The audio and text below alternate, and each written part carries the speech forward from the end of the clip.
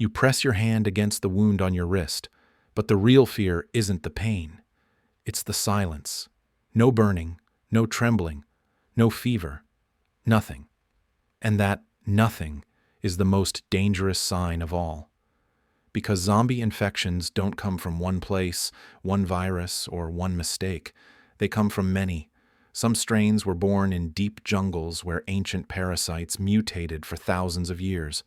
Others came from military labs where scientists tried to push human biology into weapons. A few escaped from environmental experiments meant to purify ecosystems, but instead corrupted them. And then there are the strains without any biological ancestry, things that didn't evolve on this planet at all. Each origin creates a different infection speed. Some crawl through your body like cold poison. Some strike like electric shock. Some wait inside you, silent, patient, until a specific trigger activates them in an instant. And right now, as you stare at your wound, you realize you have no idea which one is inside you.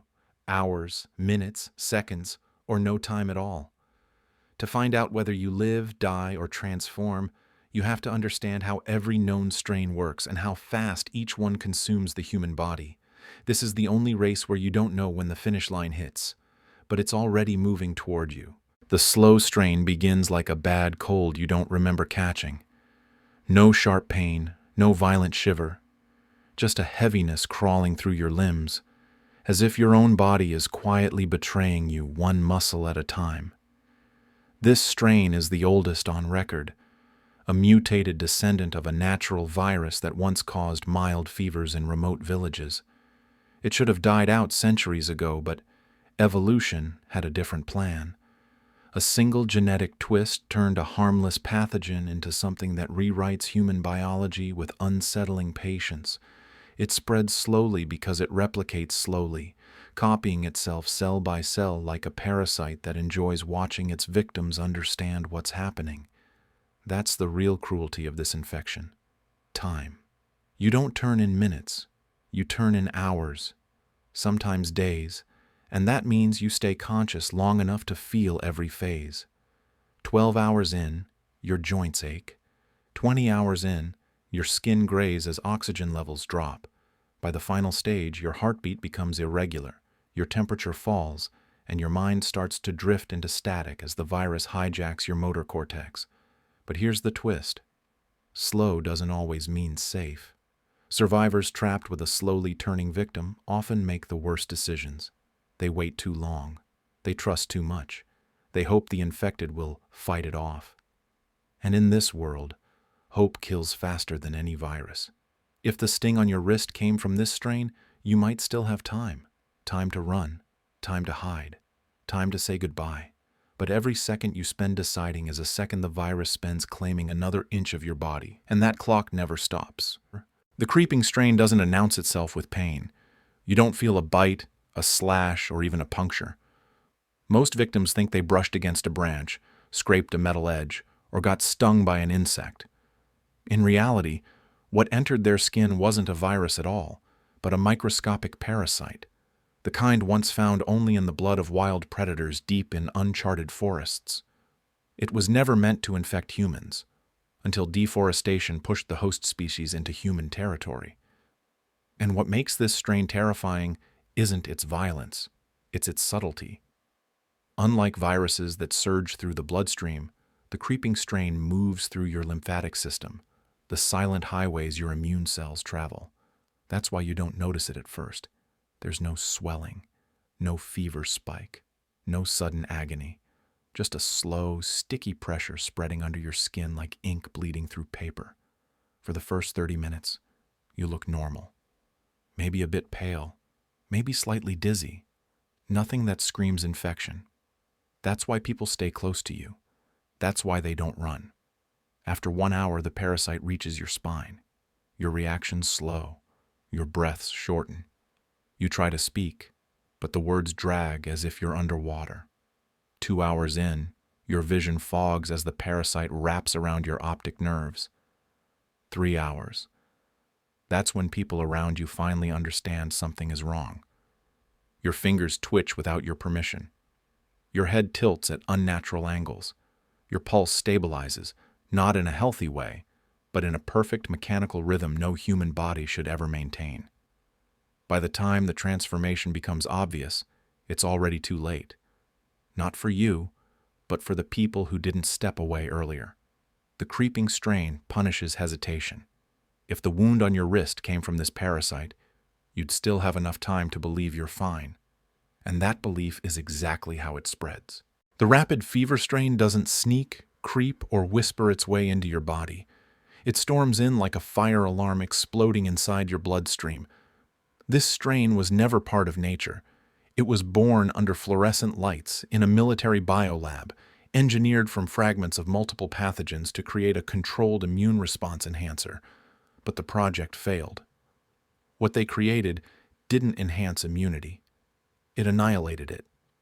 The moment this strain enters your system, your body reacts like it's been set on fire from the inside. Within 2 minutes, your temperature spikes. Sweat pours down your face as your heart pounds violently, trying to flush out the invader. But that only helps the infection spread faster. Every heartbeat becomes a delivery system. Every breath becomes a countdown. At the 5-minute mark, a burning pressure builds behind your eyes. Your vision wobbles. Your hands tremble. Your brain, overwhelmed by the surge of cytokines, starts misfiring signals. Some to move, some to freeze, some to scream. You can't tell which impulse you're obeying anymore. By 10 minutes, your body enters a state of catastrophic confusion. Muscles contract without warning. Your jaw clenches. You taste blood where you've bitten your own tongue without realizing. Your thoughts flicker like broken light bulbs. The virus doesn't just take your body, it takes your sense of self. Somewhere between the 10th and 15th minute, your consciousness begins to separate. You're still inside your body, but you can feel another presence rising beneath your skin, something primitive and electric, something enraged, and then, suddenly, silence. The fever stabilizes. Your breathing steadies. But it's not you gaining control again. It's the virus finishing its reconstruction of your nervous system. If the sting on your wrist came from this military-born strain, your window isn't hours. It isn't even 1 hour. It's 15 minutes. After that, what remains of you is nothing but heat, hunger, and instinct. The blood surge strain is the only infection where your survival time isn't fixed. It's measured by the distance between the wound and your heart. This strain wasn't created in a lab or discovered in the wild. It was engineered on the battlefield. Originally designed as a biological incapacitation agent, it was meant to neutralize enemy soldiers in minutes without destroying equipment or terrain. But something in its design went wrong. Or maybe it went exactly as intended. Unlike other pathogens that drift through the bloodstream looking for cells to infect, this strain behaves like a living current. The moment it touches blood, it moves with one objective: reach the heart, and the heart helps it. Every contraction, every pump is a boost, accelerating the pathogen through arteries and veins like a bullet racing down steel pipes. If the bite is on your ankle, you might have 3 long, shaking minutes before the strain completes its circuit. If the bite is on your forearm, maybe 1 minute. If it's on your neck, you're counting in seconds. But speed isn't the only horror. The transformation is violent. 30 seconds after entry, your blood pressure spikes. Your veins swell beneath your skin, darkening as if something is crawling through them. Because something is. You try to breathe, but your diaphragm spasms. Your fingers curl into claws, not because you choose to, but because your nervous system is being hijacked in real time. The moment the pathogen reaches your heart, everything changes. Your pulse doesn't stop. It accelerates. Your blood becomes a vehicle for rapid mutation. Your cells deform. Your muscles lock. Your vision sharpens unnaturally as the strain rewires your motor cortex with terrifying precision. In the final moments before the turn, you feel a burst of icy clarity, your last fully human thought, followed by a crushing wave of instinct so powerful it breaks whatever resistance is left inside you. If the wound on your wrist came from the blood surge strain, you aren't asking how long you have. You're praying the bite was far enough from your heart to give you even a single minute. The neurojump strain doesn't infect you the way normal pathogens do. It doesn't need your blood, your immune system, or even your cells. What it wants, what it was built for, is your nervous system. This strain originates from a classified cyberbiological program where scientists attempted to merge organic tissue with nanoconstructs capable of restoring damaged neural pathways. The goal was to cure paralysis. The result was something that bypassed biology entirely. Once the neurojump enters your body, through a cut, a needle, even a microscopic tear in the skin, it doesn't spread. It links. In less than a second, the nano-organic particles identify the nearest nerve ending and latch onto it like magnetized spores. Then the takeover begins. First comes the static. A faint buzzing sensation crawls across your fingertips like your hand is falling asleep. But it isn't numbness. It's possession. Within 5 seconds, the buzzing grows into sharp electric jolts firing up your arm. Your muscles twitch uncontrollably as the strain races along your nerves, moving not through blood but through bioelectric signals. At the 10-second mark, the infection reaches your spinal cord. That's when your body stops listening to you. Your legs jerk. Your jaw snaps tight. Your fingers bend at angles you never decided. You're still conscious, fully conscious, but your body is moving like a puppet controlled by invisible threads. This is the signature cruelty of the neurojump strain. It takes your body first and leaves your mind for last. Around 15 seconds in, your thoughts start to blur. Not disappear, blur. As if someone is adjusting the knobs on your consciousness, lowering the volume of your identity while turning up something deeper, darker, hungrier. Your vision brightens unnaturally, edges sharpening into predatory clarity. Your heartbeat slows, not from weakness, but from optimization, your body becoming the perfect vessel for something no longer human. By the 20th second, the neurojump reaches your brainstem.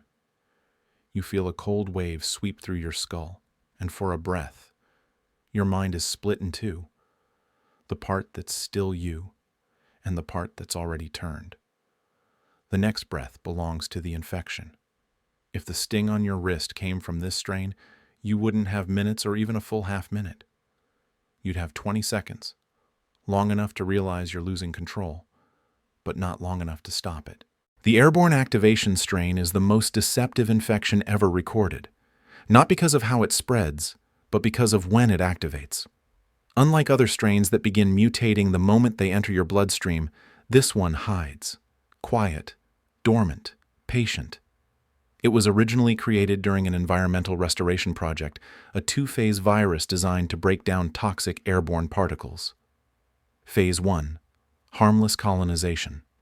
Phase 2, activation triggered only when specific atmospheric signals were detected, but something catastrophic corrupted the trigger system. Now the virus can be carried by air, absorbed through skin or lungs, without causing any symptoms at all. Hours can pass. Days. You would walk, talk, eat, breathe, fight, and sleep like nothing has changed. Because inside you, the infection is waiting for a specific cue. And the terrifying truth? That cue can be anything. A sudden drop in temperature, a burst of high-pitched sound, a flash of ultraviolet light, even the scent of blood in the air. Once the trigger hits, the activation is instantaneous. Not minutes, not seconds. 3 seconds. First, your breath catches, sharp and involuntary. Your lungs lock as if someone pressed a cold hand against your chest. Then your vision floods with white static, like your brain is rebooting against your will. Muscles twitch violently as the virus switches from dormant to predatory mode, rewriting neural patterns that were stable only moments ago. By the 3rd second, your spine arches, your hands curl, and your consciousness fragments under the weight of the transformation. One moment you're human. The next, you're something born from a miscalculated experiment, something that doesn't need time to spread because it has already spread. The only thing it needed was a signal, and you never know what your signal will be. If the sting on your wrist belonged to this strain, you might feel perfectly safe until the environment around you changes by just 1 degree. And then, without warning, Those 3 seconds will be the last human moments you ever experience. The instant hemorrhage strain is the closest thing to a biological guillotine. There is no creeping infection, no fever rising, no nerves twitching and warning. This strain doesn't invade your body. It detonates inside it. Its origin traces back to a forbidden research zone, a region so contaminated by ancient microbial anomalies that the soil itself is considered off-limits. Scientists who recovered samples describe them as non-cellular parasites, structures that behave like organisms but lack every biological feature required to classify them as life. When these entities enter the human body, through a droplet, a claw mark, a single contact with exposed tissue, they don't replicate or hijack cells. They ignite a chain reaction. Within 1 second, your blood thickens, not slowly, not gradually, instantly. Vessels constrict as if your circulatory system is trying to crush something spreading inside it. But it's already too late. In the second, your vision darkens as micro-ruptures tear through the capillaries behind your eyes. Your chest tightens. Your hearing muffles under a deep internal pressure, like your skull is being filled with boiling air. By the 3rd second, your veins bulge beneath your skin, dark and swollen, as if something violent is trying to escape. But nothing escapes. Nothing spreads. Nothing travels. The transformation hits all at once, everywhere at once. That's what makes this strain unique. It doesn't move. It activates. The host body isn't overrun. It's overwritten. Between the 4th and 5th second, your blood, organs, and neural tissues collapse into a synchronized failure, reshaping your physiology not through infection, but through instantaneous systemic collapse. When the process ends, your heart beats again, but it isn't pumping blood. It's pumping something thicker, something colder, something that doesn't belong in a living body. Your muscles lock into a rigid predatory tension. Your mind flickers for a fraction of a moment, just long enough to realize you're already gone. If the wound on your wrist came from the instant hemorrhage strain, you wouldn't have time to run. You wouldn't have time to scream. Not even time to understand. You would have 5 seconds, and then you would no longer exist as yourself. The impossible strain breaks every rule of infection, not by spreading too fast, but by spreading so fast that it prevents the existence of zombies entirely. This is the strain governments deny, scientists bury, and militaries refuse to acknowledge in official documents. Its suspected origin is not biological, not terrestrial, and not something humanity was ever meant to interact with. Fragments of its structure match no known virus, parasite, fungus, or synthetic organism. The leading theory, quietly passed among high-level analysts, is that it came from something extraterrestrial, a microbial anomaly carried on a meteorite that disintegrated over a remote mountain range decades ago. For years, it remained dormant in the soil, inert and harmless, until a mining operation exposed it. The first recorded victim didn't transform. He simply collapsed. Not from shock, not from bleeding, but from cellular annihilation so rapid the body had no time to react. That's the horror of the impossible strain. It doesn't infect. The moment it enters the body, through a scratch, a breath, even microscopic contact, it causes total systemic failure faster than neurons can fire signals, faster than pain can register, faster than fear can form. In the first 1/10 of a second, the outer layers of your cells destabilize as if exposed to impossible radiation. There is no multiplication, no replication, no spread. The strain acts like an instantaneous command that forces every biological system to shut down simultaneously.